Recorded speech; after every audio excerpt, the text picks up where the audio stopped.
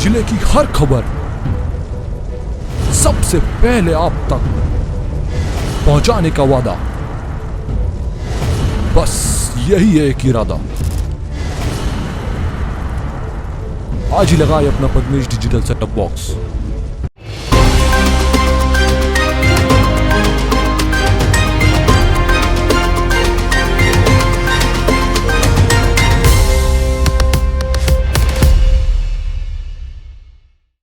नमस्कार, आप देख रहे हैं पद्मेश 24/7 कृष्णा संडे के साथ। चलिए न्यूज बुलेटिन की शुरुआत करते हैं हेडलाइन से।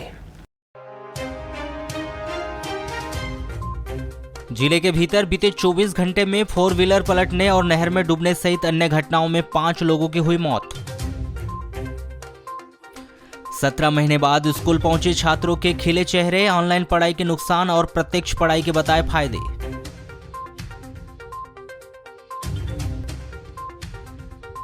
कार्य में लापरवाही के मामले में कोविड-19 की सेवा से पृथक किए गए जिला अस्पताल के 2 चिकित्सक।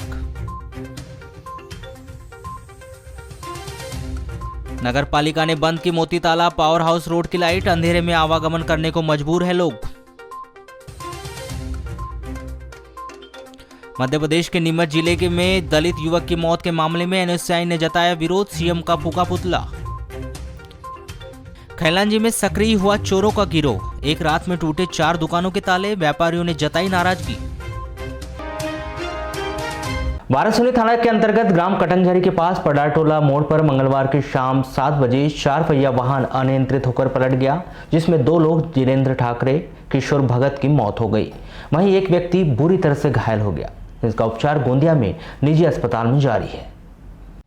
सड़क दुर्घटना के संबंध में मिल रही जानकारी के अनुसार भगवान कृष्ण की प्रतिमा के विसर्जन के अवसर पर ग्राम कटंगझरी में मटकी फोड़ कार्यक्रम का आयोजन किया गया था, जिसे देखने के लिए पडारटोला से किशोर भगत की महिंद्रा जाइलो 4 व्हीलर से उसके साथ ही गांव के जिलेंद्र उर्फ बंटी ठाकरे, सुरेंद्र ठाकरे, जितेंद्र भगत, राजू तुरकर और गौरी शंकर राहंगडाले मटकी फोड़ कार्यक्रम देखने के लिए साथ में गए थे।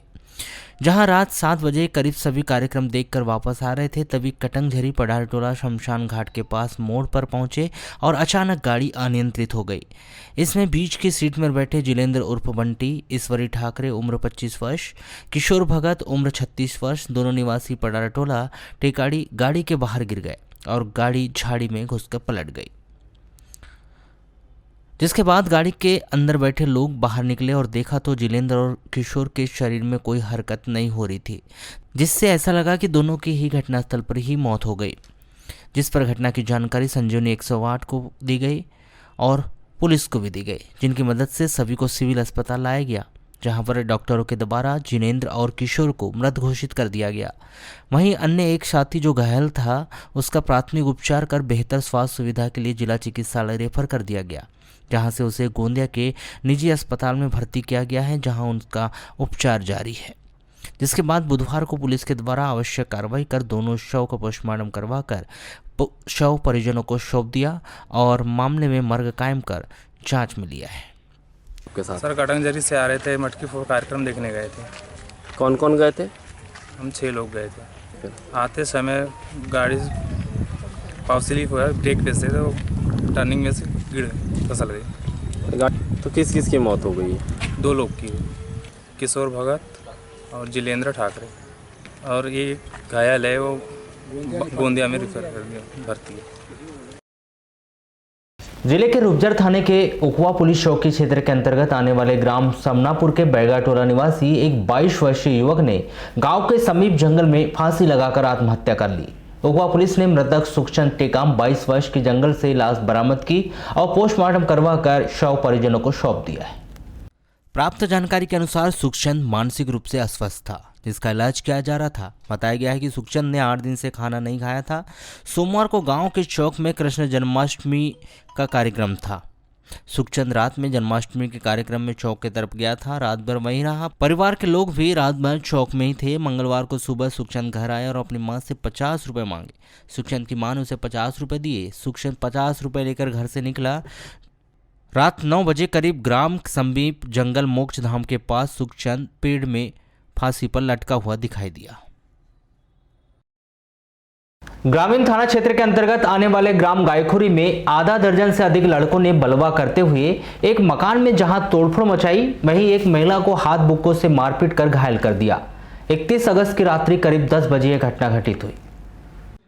इस वारदात में एक महिला सहित 2 लोग घायल हो गए। दोनों घायल महिला श्यामवती पति श्यामलाल मस्कोले 45 साल और सोनू पिता रेखलाल सुंदरकर 32 साल, दोनों वार्ड नंबर 33 गायखुरी निवासी का इलाज जिला अस्पताल में किया गया।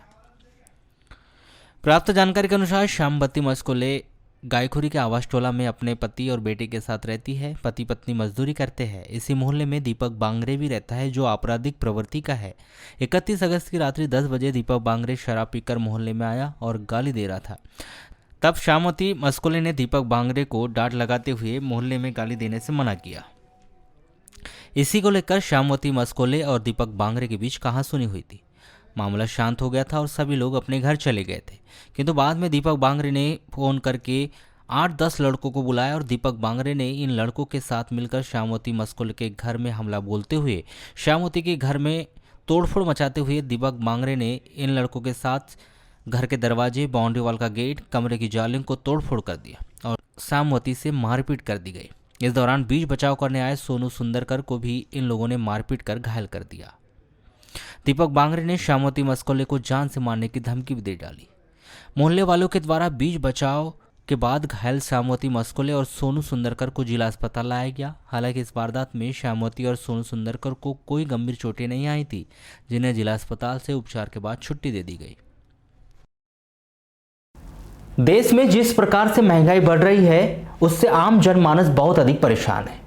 पेट्रोल डीजल के दाम बढ़ने से लोग पहले से ही परेशान हैं। अब गैस के दाम भी रुला रहे हैं। गैस के रेट 15 दिन पहले ही 25 रुपए बढ़ाए गए थे, लेकिन बुधवार को फिर गैस के दाम 25 रुपए बढ़ा दिए गए। अब तक गैस सिलेंडर के दाम 884 रुपए थे, जो मूल्य वृद्धि के बाद 909 रुपए गैस सिलेंडर के दाम हो गए हैं। इस मूल्य वृद्धि ने लोगों के चेहरे पर चिंता की लकीरें खड़ी कर दी है। आपको बताएं कि सरकार उज्ज्वला योजना के तहत निःशुल्क गैस सिलेंडर बांटने का दूसरा चरण प्रारंभ करने जा रही है, जबकि गैस के दाम इतने अधिक बढ़ गए हैं कि उज्ज्वला योजना के सिलेंडर गरीब लोग भरवा नहीं पा रहे हैं और गैस के दाम लगातार बढ़ाए जा रहे हैं। इससे गरीब लोग उज्ज्वला योजना के सिलेंडर कैसे भरवा सकेंगे? ये बढ़ते जा रही है। 500 थी, 500 से 900 पे चली गई तो कहाँ क्या करेंगे? दाल महंगा, दाल महंगी, तेल महंगा, सब धंधा पानी। बच्चे लोग हमारे पढ़ने के बाद भी कोई धंधा पानी कुछ नहीं है। कहाँ से लाएंगे, क्या खाएंगे? कम करना चाहिए, तब तो हम आगे चलेंगे, नहीं तो क्या करेंगे? कहाँ से लाएंगे, कहाँ से खाएंगे, कैसी जिंदगी करेंगे? हाँ, हमारे को बहुत असर पड़ा है। कोई आवक नहीं है, कुछ जावक नहीं है, पैसा ज्यादा जा रहा है भक्कम। अब गैस के अभी 15 दिन पहले, लगभग 15 दिन पहले फिर 25-26 रुपए बढ़े थे, अभी फिर बढ़ गए हैं। इसमें क्या, गैस घर का पूरा जो मेंटेनेंस होता है वो खराब हो रहा है। गैस के अलग बढ़ रहा है, डेली पेट्रोल बढ़ रहा है, डीजल बढ़ रहा है, दाल बढ़ रही। ऐसा कोई चीज नहीं जिसको ना बढ़ते हो। जिसका अच्छा कर्मचारी झांकता, कर्मचारी अगर है तो झांकता है, उसके पास कुछ है ही नहीं है। या फिर व्यापारी भी, वो भी बेचारा कहाँ से करेगा? उसको बढ़ रहा है, बड़ा बेचेगा। कम होना चाहिए इसको, ये जो है सब कम तो होना चाहिए। कि क्या है, आए दिन बढ़ते रहते। गवर्नमेंट बोलती है हम गैस फ्री में बांटेंगे, ये करें, तो बेचारे एक बार उनको दे देंगे, दोबारा क्या करेंगे वो लोग गरीब? हम ये तो बिल्कुल हमारी कोई समझ नहीं आता क्या है इनका। आए दिन बढ़ते रहे, महंगाई ने तो छूते जा रही है। अरिहंत सेल्फ सर्विस के प्रबंधक विक्रम सिंह चौहान ने बताया कि गैस के दाम में 25 रुपए की मूल्य वृद्धि हुई है और यह रेट 1 सितंबर से लागू हो चुके हैं। जनवरी माह से लेकर अब तक करीब 165 रुपए की मूल्य वृद्धि हो चुकी है। देखिए, पिछले माह 15 तारीख के बाद लगभग 25 रुपए की मूल्य वृद्धि हुई थी और उसके बाद आज 1 तारीख को फिर लगभग 25 रुपए की मूल्य वृद्धि हुई है। पिछले माह घरेलू रसोई गैस 14 किलो की कीमत 883 रुपये 50 पैसे थी, जो आज 908 रुपये 50 पैसे है। हाँ, आज 1 तारीख से ये नए मूल्य लागू हो गए हैं और इसी रेट पर हम गैस उपलब्ध करा रहे हैं। विगत 6 माह में नहीं, लेकिन जनवरी से लेकर के लगभग 165 रुपए से के लगभग की वृद्धि हो चुकी है। अब ये तो केंद्रीय सरकार के हाथ में है, केंद्र सरकार के, और इसमें जो कम इसी स्थिति में हो सकता है जब इन पे जो टैक्स वगैरह है वो कुछ कम किया जाए। कोरोना की रफ्तार कम होने पर लगभग 17 महीने के इंतजार के बाद स्कूल शिक्षा विभाग के द्वारा 1 सितंबर 2021 से माध्यमिक स्कूलों को खोल दिया गया, जिसमें पहले दिन परिजनों की अनुमति के साथ ही 6वीं से लेकर 8वीं तक के छात्र कोरोना गाइडलाइन का पालन करते हुए स्कूल पहुंचे। स्कूल पहुंचे बच्चों के चेहरे पर मास्क, हाथों में सैनिटाइजर और सोशल डिस्टेंसिंग का पाठ जैसे परिजनों ने घर से पढ़ा लिखा कर भिजवाया था, जिसका पालन करते छात्र दिखाई दिए। ऑनलाइन कक्षा से बोर हो चुके छात्रों को जैसे अपने दोस्त को करीब से देखने की आज़ादी मिल गई। वहीं कल तक मोबाइल पर दिखने वाले टीचर आज प्रत्यक्ष रूप से ब्लैक बोर्ड पर पढ़ा रहे थे। भले ही बच्चों के जहन में कोरोना को लेकर भय हो, लेकिन मास्क से ढके चेहरे पर खुशी अलग ही झलक रही थी। जिला मुख्यालय सहित शासकीय उत्कृष्ट विद्यालय सहित अन्य स्कूलों में कम ही संख्या में सही लेकिन छात्रों की उपस्थिति दर्ज की गई।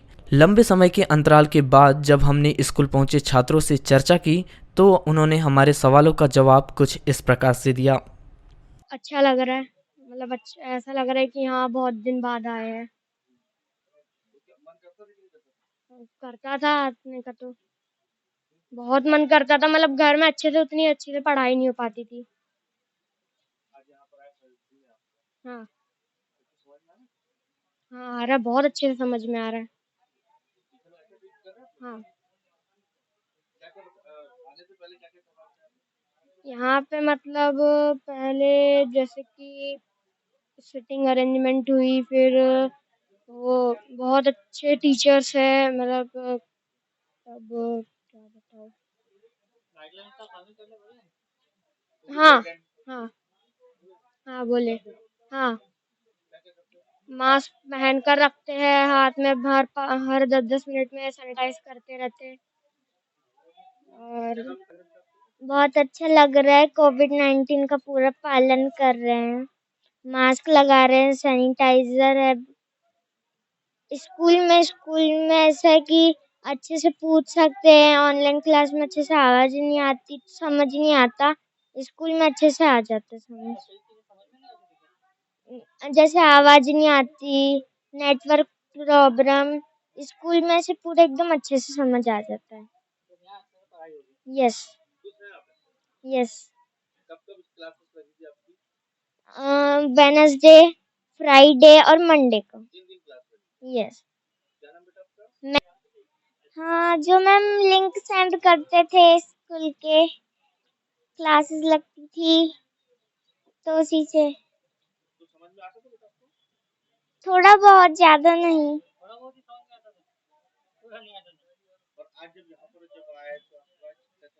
थोड़े डाउट क्लियर हो जाते हैं। नहीं, मंडे, वेडनेसडे, फ्राइडे।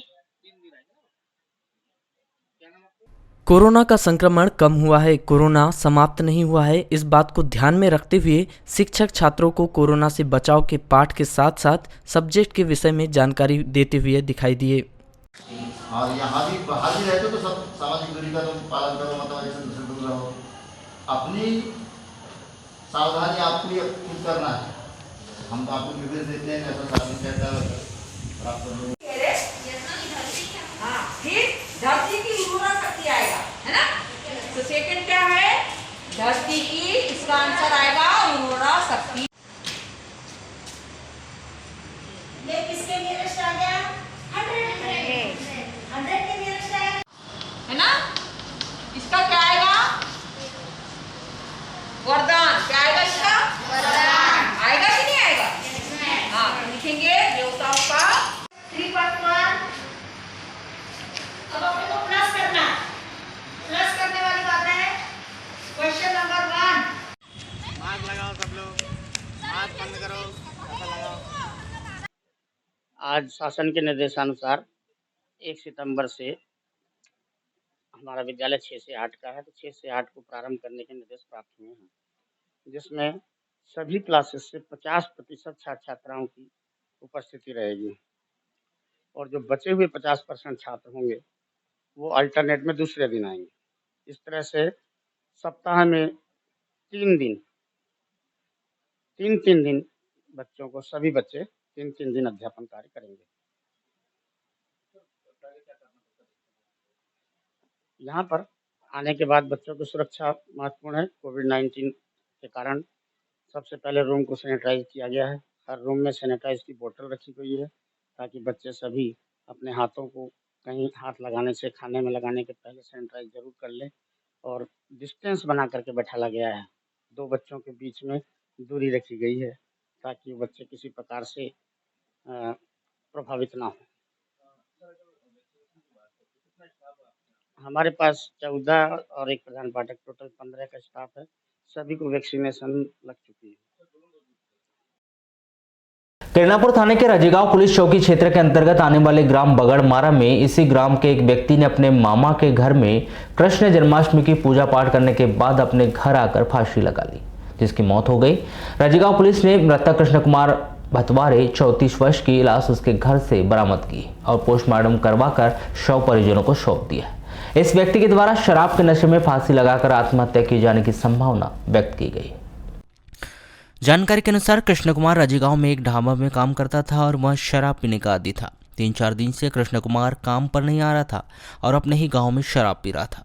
सोमवार जन्माष्टमी के दिन रात्रि 8 बजे कृष्ण कुमार अपनी मां कमलाबाई, बड़ा भाई संतोष और पत्नी मंगलाबाई के साथ कृष्ण जन्माष्टमी पर पूजा करने गांव में ही अपने मामा हरलाल के घर गए थे और कृष्ण कुमार अपने मामा के घर पूजा पाठ करने के बाद रात्रि अकेले ही अपने घर चला गया था। रात्रि 8:30 बजे करीब पड़ोसी गणेश ठाकरे अपने घर में पूजा पाठ करने के बाद प्रसाद देने के लिए जब कृष्ण कुमार के घर गए तब उसने घर के अंदर बीच वाले कमरे में कृष्ण कुमार को फांसी पर लटका हुआ देखा। नीमच जिले में दलित युवक की मौत के मामले में बुधवार को एनएसयूआई ने विरोध जताते हुए नगर के हनुमान चौक में मुख्यमंत्री शिवराज सिंह चौहान का पुतला फूंककर जमकर नारेबाजी की। इस दौरान बड़ी संख्या में पुलिस बल मौजूद रहा। पुतला फूंकने के दौरान पुलिस ने मुस्तैदी का परिचय देते हुए पुतले को अपने कब्जे में किया। एनएसयूआई के जिला अध्यक्ष दयाल वासनिक ने कहा कि वर्तमान में भाजपा सरकार के राज में लगातार नीमच जैसी घटनाएं घटित हो रही है, जो भाजपा सरकार की हकीकत को जनता के सामने ला रही है। उन्होंने कहा कि जब भी इस प्रकार की घटनाएं घटित होगी तो कांग्रेस और कांग्रेस से जुड़े संगठन सड़क पर उतरकर आंदोलन करेंगे और इस भ्रष्ट भाजपा सरकार का विरोध करेंगे। इसी तरह भरवेली में भी युवा कांग्रेस के द्वारा नीमच की घटना का विरोध प्रदर्शन कर मुख्यमंत्री शिवराज सिंह चौहान का पुतला दहन किया गया। भरवेली थाना क्षेत्र के अंतर्गत आने वाले ग्राम पायली परसाटोला में नहर में डूबने से 22 वर्षीय युवक राजा दांद्रे निवासी परसाटोला की मौत हो गई। घंटों की मशक्कत के बाद एसडीआरएफ और होमगार्ड की टीम ने नहर से उसे बाहर निकाला। इस दौरान बड़ी लापरवाही दिखाई दी कि नहर से बाहर निकाले गए शव का पोस्टमार्टम कराने के लिए गाड़ी उपलब्ध नहीं कराई गई, जिससे परिजन उसे ऑटो में लेकर जिला अस्पताल तक आए। प्राप्त जानकारी के अनुसार राजा दांद्रे मंगलवार को करीब 4 बजे बैल चराने के लिए जंगल गया था। आते समय नहर पार कर रहा था, लेकिन संतुलन बिगड़ जाने से वह नहर में गिर गया। किसी व्यक्ति द्वारा राजा के डूबने की सूचना गांव वालों को दी गई, जिस पर गांव के लोगों द्वारा भरवेली पुलिस के साथ होमगार्ड के गोताखोरों द्वारा युवक को तलाशने का काफ़ी प्रयास किया गया, लेकिन देर रात तक बॉडी नहीं मिल पाई। बुधवार को सुबह से ही गोताखोरों द्वारा युवक के शव को ढूंढने का कार्य प्रारंभ कर दिया गया था। वहीं नहर को बंद भी कर दिया गया, जिससे नहर के पानी कम होने के कारण गोताखोरों को शव को ढूंढने में मदद मिली। ग्राम परसाटोला के नहर से ही युवक का शव बुधवार की दोपहर निकालकर शव को पोस्टमार्टम के लिए जिला अस्पताल पहुंचाया गया। आपको बताएं कि शासन द्वारा पुलिस प्रशासन को सारी सुविधाएं उपलब्ध कराई जाती है, लेकिन नहर से निकाले गए युवक के शव को अस्पताल ले जाने के लिए एक एम्बुलेंस वाहन तक नसीब नहीं हो पाया, जिसके कारण परिजनों को ऑटो बनाकर युवक के शव को जिला अस्पताल पोस्टमार्टम कराने के लिए ले जाना पड़ा, जबकि घटनास्थल पर भरवेली पुलिस और होमगार्ड का गोताखोर अमला मौजूद था। ये कल शाम 4 बजे की घटना है। हमारे यहाँ से राजा दांद्रे लड़का है, वो जंगल गया था और उधर से आ रहा था गैया बैल चला के। वो बूटी बांध की नहर है, उस पे से वो पुल क्रॉस कर रहा था, तो क्या पानी ज़्यादा होने की वजह से पुल के ऊपर से पानी जा रहा था, तो उसका अनबैलेंस होने के बाद वो गिर गया। गिरने के बाद वो कुछ दूर दूर तक तैरा, क्योंकि कपड़ा पहना हुआ था। तो उसके बाद से फिर वो जितना उसको तैरते बना तैरा, फिर उसके बाद वो डूबा तो निकले नहीं। तो कल से उसकी डेड बॉडी को ढूंढ रहे थे, तो आज अभी जो 1-8 बजे करीब उसकी डेड बॉडी जो है मिली है। कल 4 बजे की घटना है, ग्राम पंचायत पायली ड्यूटी बांध वाली जो नहर है, बड़ी नहर, वहाँ की घटना है। अब उसको यहाँ पर पीएम के लिए लेके आए हैं, अब जाके अंतिम संस्कार करेंगे उसको। शहर के एकमात्र पर्यटक और भ्रमण स्थल मोती गार्डन में शाम के समय आने वाले लोगों की सुविधा के लिए लगाई गई लाइट पिछले 5 महीनों से बंद है, जिसके कारण मोती तालाब के नीचे साइड के रोड में अंधेरा व्याप्त हो जाने के कारण लोगों को आवागमन करने में दिक्कतों का सामना करना पड़ रहा है। वहीं दूसरी ओर इस रोड पर लूट की वारदात भी बढ़ गई। आपको बताएं कि मोती तालाब चौक से पावर हाउस पहुंच रोड में अंधेरा होने के कारण यहां पर 2 बार लूट की वारदात भी हो चुकी है। वहीं आए दिन असामाजिक तत्वों को यहां बैठकर शराब का सेवन करते हुए भी देखा जाता है, जिसके कारण आने जाने वाले लोगों में भय का वातावरण निर्मित होता है। यहाँ अंधेरा रहता है, असामाजिक तत्वों का जमावड़ा रहता है। अभी बीच में यहाँ लूट भी हुई थी पार्क के ऊपर। प्रशासन इस ओर कोई ध्यान नहीं दे रहा है। ये लगभग 10-15 दिन हो गए। ये सब असामाजिक तत्व यहाँ पर आते हैं, दारू वारू पीते हैं, लूट मार करते हैं। कोई प्रशासन इस ओर ध्यान ही नहीं दे रहा है। ये तालाब के किनारे वाली बाईपास तरह की मोती तालाब वाली सड़क कहलाती है और परेशानी है कि काफी 6-7 महीना पहले सरकार ने यहाँ पूरी लाइट तो लगवा दी, लेकिन जब लॉकडाउन लगा तो लाइट्स उस समय बंद करा दिया। ठीक है, उस समय जरूरत थी कि हाँ यहाँ पर आपको घूमना नहीं है, अभी लॉकडाउन में घर के अंदर रहना है, तब तो ठीक था। लेकिन जब लॉकडाउन सब जगह खुल चुका है तो यहाँ की लाइट्स उनको चालू रखना चाहिए ताकि असामाजिक तत्व यहाँ घूम ना सके। और यहाँ एक ऐसा कुछ पहरेदार होना चाहिए, चौकीदार होना चाहिए जो ये सब देख रेख करता रहे और रेगुलर सफाई वगैरह होते रहना चाहिए। रात के समय खासकर जैसे हम लोग भी यहाँ घूमना चाहें तो नहीं घूम पाते हैं। यहाँ बाजू की रोड पे भी हम लोग नहीं आ पाते। कई बार कुछ लड़का लड़कियां यहाँ घूमते रहते, वो एक अच्छा मैसेज समाज में नहीं जाता। हम अपनी वाइफ के साथ, बच्चों के साथ, लड़कियों के साथ जा रहे हैं, हमारे बच्चियों के साथ, तो अच्छा नहीं लगता हमें देखते हुए कि ये क्या हो रहा है यहाँ पर। कुछ ना कुछ तो कहीं हद तक वो दूर होती ही होती। रात के समय हमें भी अपने कामों से कहीं ना कहीं जाना पड़ता है, इसी रोड से कहीं मोती नगर तरफ जाना पड़ता है। तो वो मैं नहीं हूँ, मेरी वाइफ कभी जा रही है गाड़ी से, तो उसको पूरा घूम के जाना पड़ेगा इसके लिए कि नहीं ये तो रोड सुनसान है, कैसे जाए, डर बना रहता है। जी बिल्कुल, सुबह शाम डेली घूमना, शाम को घूमना इसलिए नहीं हो रहा है सर कि पूरी लाइटें बंद हैं और नगर पालिका प्रशासन से ये चाहते हैं कि ये लाइट को चालू करने की व्यवस्था की जाए, क्योंकि यहाँ बहुत असामाजिक तत्व भी रात में शराब पीना, लड़कियों को लेके आना, इस टाइप की हरकतें होते जा रही है। इसलिए प्रशासन से अनुरोध है कि इस लाइट प्रोजेक्ट को चालू किया जाए।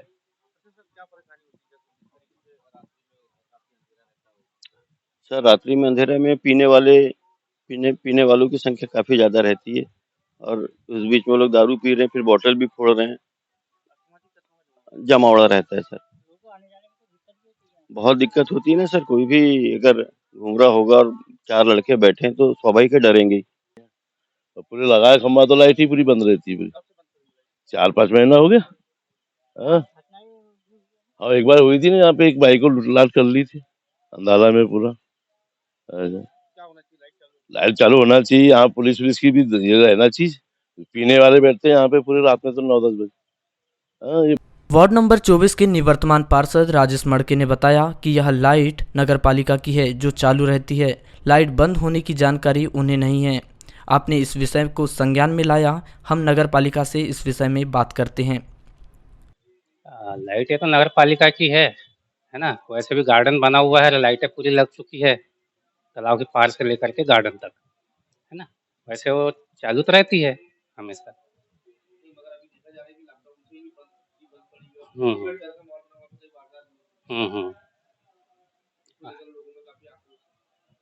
चलो ठीक है, उसको देखते हैं, पूछते हैं नगर पालिका से, है ना, क्या जानकारी है उसकी। नहीं। नगर पालिका सीएमओ सतीश मटसेनिया ने बताया कि कोरोना के समय लॉकडाउन था, तब से गार्डन बंद था। अनावश्यक बिजली बिल ना आए इसलिए लाइट को बंद रखा गया था। चूँकि आज से गार्डन घूमने और टहलने के लिए चालू किया जा रहा है तो मोती गार्डन की लाइटें भी चालू कर दी जाएगी। नहीं, बंद इसलिए करवाई गई थी क्योंकि अभी कोरोना की वजह से लॉकडाउन था, तो उस समय मतलब जैसे कि बिजली का बिल मतलब अनावश्यक रूप से ना आए, क्योंकि वो सभी लोगों के लिए बंद था घूमने टहलने के लिए। अब वो चालू किया जा रहा है आज से, तो अब से चालू हो जाएगा। जिला मुख्यालय में स्थित जिला सहकारी केंद्रीय बैंक का सर्वर डाउन होने के कारण लेन देन का कार्य प्रभावित हो रहा है। लेन देन बंद होने के कारण ग्राहक खाली हाथ वापस लौट रहे हैं। बताया जा रहा है कि पिछले 3 दिनों से सर्वर ठीक से काम नहीं कर रहा है और वहीं सर्वर डाउन होने से रोजाना ही ग्राहकों को भारी दिक्कतों का सामना करना पड़ रहा है।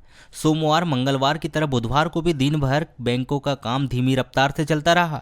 बार बार कनेक्टिविटी आती जाती रही, जिसकी वजह से बैंक कर्मचारी और ग्राहक काफी परेशान रहे।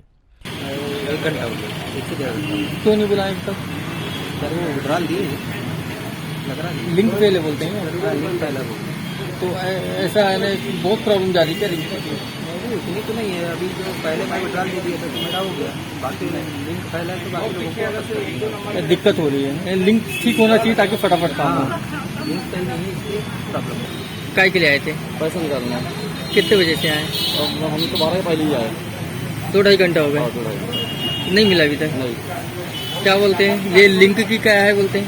लिंक चल नहीं रहा है, सर्वर नहीं चल रहा है। तो सिर्फ आपको ही प्रॉब्लम हो रही है या बहुत से लोग भी हैं? सभी को हो रहा है, सभी दिक्कत होती है। केंद्रीय सहकारी बैंक शाखा प्रबंधक आशीष मिश्रा ने बताया कि पिछले 3 दिनों से सर्वर की समस्या बनी हुई है, जिसके चलते बैंक पहुंचने वाले लोगों को परेशानी हो रही है। उन्होंने बताया कि लोगों को इस परेशानी को देखते हुए मैन्युअली भुगतान किया जा रहा है। वहीं सर्वर डाउन होने की समस्या से वरिष्ठ अधिकारियों को अवगत करा दिया गया है। प्रॉब्लम तो है, तो प्रॉब्लम ये है कि पिछले जो 2-3 दिन से ऊपर में जो हैवी रेंस हुई है, उस हैवी रेंस के कारण हमारा सर्वर डिस्टर्ब हो गया है। और जब भी हैवी रेंस होती है तो सर्वर की कनेक्टिविटी में थोड़ा सा अंतर आता है। हमने मुख्यालय में इस संबंध में सूचित कर दिया है और मुख्यालय से भी हमारे उच्च अधिकारियों ने CCS को मेल कर दिया है और वो शीघ्र सर्वर की प्रॉब्लम का निराकरण हो जाएगा। पहले कभी ऐसा होता नहीं है कि जब ऐसी हैवी रेंस या वेदर खराब होता है तो ये समस्या आती है। फिर भी हम अपनी शक्ति के अनुसार जितना संभव हो सकता है, पूरे दिन भर सर्वर नहीं रहता। आज सवेरे से मैं करीब 150 विड्रॉल कर चुका हूँ, लेकिन अब